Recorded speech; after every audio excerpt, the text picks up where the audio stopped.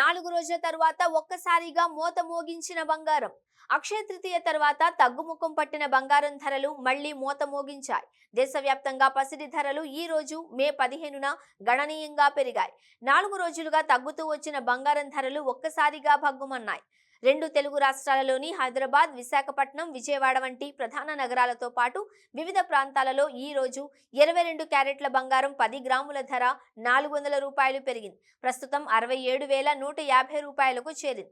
అదేవిధంగా 24 క్యారెట్ల బంగారం కూడా 430 రూపాయలు పెరిగి 73,250ను తాకింది. దేశ రాజధాని ఢిల్లీలో 22 క్యారెట్ల బంగారం 10 గ్రాముల ధర 400 రూపాయలు పెరిగి 67,300 రూపాయలకు, 24 క్యారెట్ల పసిడి 430 రూపాయలు ఎగసి 73,400 రూపాయలకు చేరింది. ముంబైలో 22 క్యారెట్ల బంగారం 10 గ్రాముల ధర 400 రూపాయలు పెరిగి 67,150 రూపాయలకు, 24 క్యారెట్ల స్వర్ణం 430 రూపాయలు పెరిగి 73,250 రూపాయలకు చేరుకుంది.